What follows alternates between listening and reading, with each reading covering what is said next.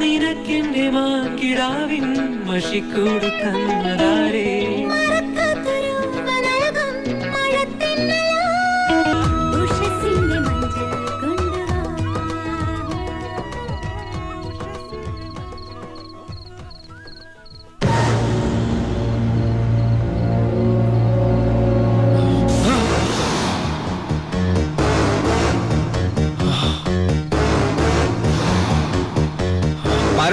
മുങ്ങാന്ന് വിചാരിച്ചു അല്ലടാ.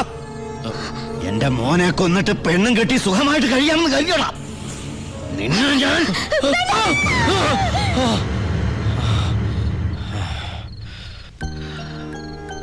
ഞാൻ കാരണം ആ കുട്ടി വേണ്ട.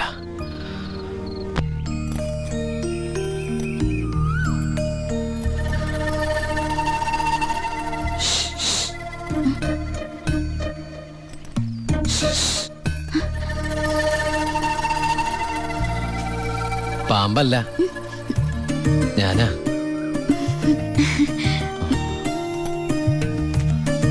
കുട്ടി ഞെട്ടിയോ? ശബ്ദം കേട്ടപ്പോ ഞാൻ വിചാരിച്ചു പാമ്പാണെന്ന്. അല്ല, അത് ഒരു കാര്യം പറഞ്ഞോട്ടെ. ആരെങ്കിലും കണ്ടാലെന്താ?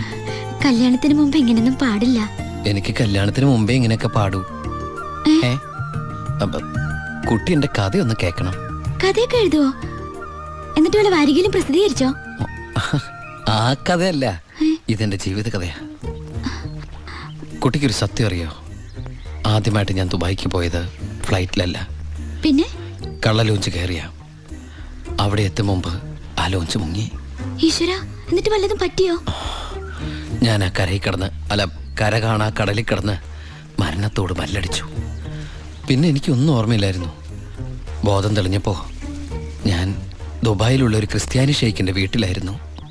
എന്നെ രക്ഷിച്ചത്, എനിക്കൊരു ജോലി വാങ്ങി തന്നത് എല്ലാം ആ ഷെയ്ഖിന്റെ കാരുണ്യ. ഒരിക്കൽ ആ ഷെയ്ഖച്ചൻ എന്നോട് പ്രത്യുപകാരം ചോദിച്ചു.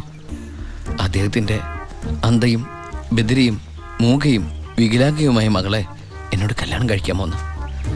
ആ ഷെയ്ഖിന്റെ മുമ്പിൽ ഞാൻ ഷോക്കായി. കടപ്പാടുകൾ മറക്കാത്ത ഞാൻ അതിനെ സമ്മതിച്ചു.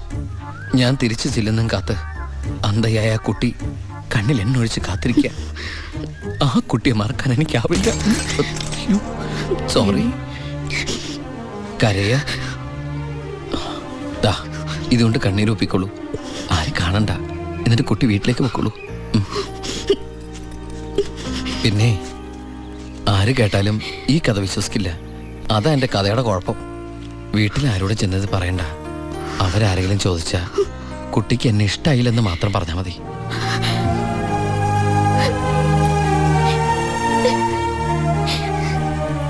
എന്റെ സർപ്പത്തമാരെ, അറിയാലോ എന്റെ അവസ്ഥ. ഈ പാവം കുട്ടിയെ ചതിക്കാൻ എനിക്കാവില്ല.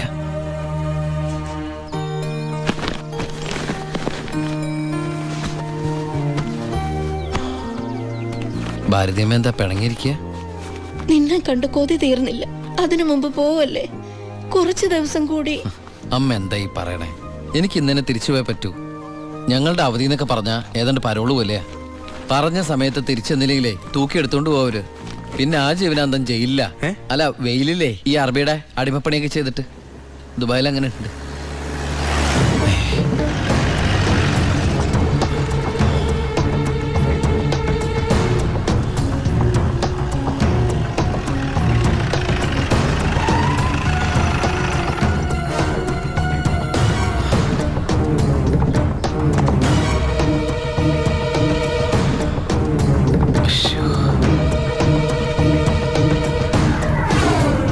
ഏട്ടനെന്താ പതുങ്ങി നോക്കുന്നത്? പോലീസ്. അയാൾ ആ ഗോപികയുടെ അടുത്ത ബന്ധുവാ. ഈശ്വര, ഇങ്ങനെ ഒരു ബന്ധു ഓർക്കുണ്ടായിരുന്നു. അതെന്താ ഉണ്ടായാല്? അല്ല, ഒരു വല്ലാത്ത വൃത്തികെട്ട രൂപമല്ലേ. അമ്മങ്ങോട്ട് മാറിക്കാ. പെട്ടി ഒന്ന് പെട്ടെന്ന് പൊടിക്കോട്ടെ. ഇത്രയും വലിയ തറവാട്ടിന്ന് ഇത്രയും നല്ല ചെറുക്കന്റെ ആലോചന, അതും ദുബായിക്കാരന്റെ. വല്യേട്ടൻ ഫോൺ ചെയ്ത് പറഞ്ഞപ്പോ നിന്റെ ഭാഗ്യമായിട്ടാ ഞാൻ കരുതിയത്. എന്നിട്ടിപ്പോ നിന്റെ ഭാഗത്ത് നിന്ന് കല്യാണം വേണ്ടാന്ന് പറയാൻ എന്താ കാരണം? ഇനി നിനക്ക് ആരോടെങ്കിലും പ്രേമം പറ്റുകൊണ്ടോടി? പിന്നെന്താ പ്രശ്നം? വല്യേട്ടന് എന്തെങ്കിലും സംഭവിച്ചാ പിന്നെ നിനക്ക് ആരാ ഉള്ളത്? നീ എതിരൊന്നും പറയണ്ട. ഇത് നിന്റെ ഭാഗ്യമായിട്ട് കരുതിയാ മതി. വല്യേട്ടനാണെങ്കിൽ ഉറപ്പിച്ചോ, ബാക്കി ഞാൻ ഏറ്റു.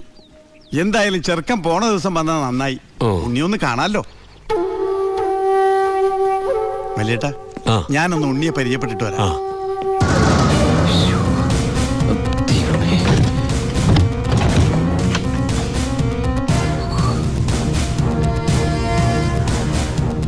ഏട്ടാ എല്ലാം എടുത്തിട്ടുണ്ട്, ഒന്നും മറന്നില്ലല്ലോ? ഒന്നും മറന്നിട്ടില്ല. നീ ഒരു കാര്യം ചെയ്യ്, പെട്ടെന്ന് ഈ സാലം എടുത്ത് ഇതുവഴി വണ്ടി കയറിക്കോ. ഓളെ എല്ലാം ഓക്കെ അല്ലേ? അമ്മേ, സമയമായി അമ്മേ. അമ്മ ഞാൻ ഇറങ്ങാട്ടോ. എന്തേത് ഇത്തിരി അച്ചാറും പലഹാരങ്ങളും. എന്റെ അമ്മ ഈ സാധനങ്ങളൊന്നും അങ്ങോട്ട് കൊണ്ടാൻ പറ്റില്ല. അവിടുന്ന് തരുന്ന ഫുഡല്ലേ കഴിക്കാൻ പറ്റുള്ളൂ. ഭയങ്കര സ്ട്രിക്റ്റ് അല്ലേ?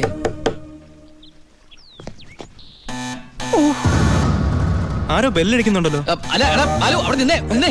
അത് പിച്ചക്കാരനാണ്, പിച്ചക്കാരൻ. ഞാൻ 10 രൂപ കൊടുത്തപ്പോ 100 രൂപ വേണമെന്ന്. ഗൾഫുകാരുടെ ഒരു അവസ്ഥ നീ ഞാനിന്ന് എടാ, അവൻ അവിടെ നിന്ന് അടിക്കട്ടെ. നമ്മൾ മസിൽ അടിക്കുന്ന പിച്ചക്കാരാണോ? നീ ഇങ്ങോട്ട് വന്നേ, വന്നേ, പെട്ടെന്ന് വാ. സാധനങ്ങൾ എടുത്തിട്ട് വേഗം വണ്ടിയിലേക്ക് എടുത്ത് വെച്ചേ. അമ്മേ, ആളനക്കും ഇല്ലല്ലോ. ചിലപ്പോ എയർപോർട്ടിൽ പോയി കാണും. എങ്കിൽ അടുത്ത പ്രാവശ്യം വരുമ്പോ കാണാം. പോട്ടെ. ഫ്രണ്ട് സീറ്റ് വെക്കണേ. വേഗം എടുത്ത് വെക്കേ.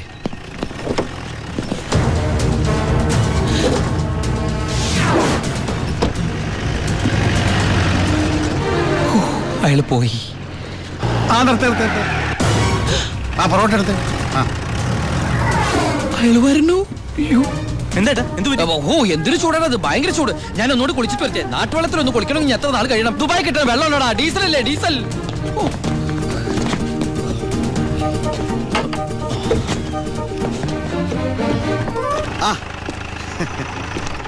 ഞാൻ വിചാരിച്ചു പോയി കാണുമെന്ന്. നീ എന്റെ ഗോപിയേക്ക് ചേർന്ന ചെറുക്കൻ തന്നെ. അയ്യോ, ഞാൻ ഉണ്ണിയല്ല, ഉണ്ണി എന്റെ ഏട്ടനാ. ഉണ്ണി എവിടെ ഒന്നും കണ്ടില്ലല്ലോ.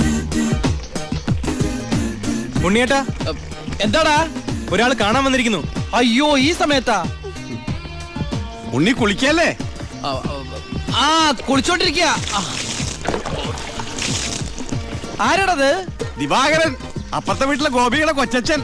ഭാവിയിൽ ഉണ്ണിയുടെ ഒരു ബന്ധുവായിട്ട് വരും. ജയിലറാ. അതെയാ?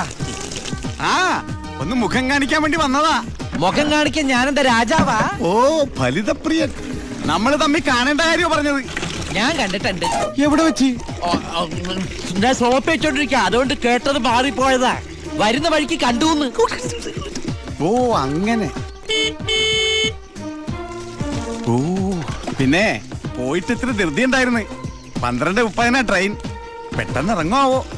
ഏയ്, വൈകും വൈകും. ട്രെയിൻ മിസ്സാക്കണ്ട, വേഗം പുറപ്പെട്ടോളൂ. നമുക്ക് നാളെ അവിടെ വെച്ച് കാണാം. അവിടെ വെച്ചോ? നാളെ? എവിടെ വെച്ച്? സോപ്പ് വാങ്ങി പോയതായിട്ട് പറഞ്ഞത് മാറിപ്പോയതാ. അടുത്ത വരവിന് ഇവിടെ വെച്ച് കാണാമെന്ന്. ശരി ശരി, എങ്കിൽ ഞാൻ ഇറങ്ങുന്നു. ഇങ്ങോട്ടെന്ന് വെച്ച പൊക്കോളൂ. ഞാൻ ഈ ഗ്ലാസ് എടുത്തോട്ടെ. ഗ്ലാസാ? ഗ്ലാസ്സിലെ ചായ കളഞ്ഞിട്ട് അമ്മയോട് വെച്ചിട്ട് എടുത്തോളൂ.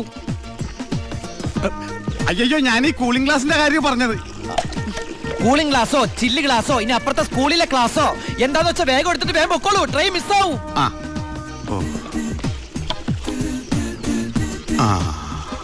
ഇനി ദുബായിക്കാരന്റെ വീട്ടിൽ വന്നിട്ടൊന്നും തന്നില്ല എന്ന് വേണ്ട. അപ്പോ ഞാനങ്ങോട്ട് പൊക്കോളൂ. Bye bye.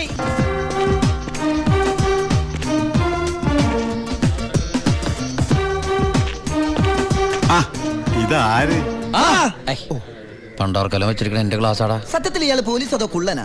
കള്ളനാ? നീ നാട്ടിലൊക്കെ പോയൊന്ന് മിനിങ്ങിയിട്ടുണ്ടല്ലോടാ പരമശിവം. അത് സാറി ഗ്ലാസ് വെച്ച് നോക്കിട്ട് തോന്നണതാ.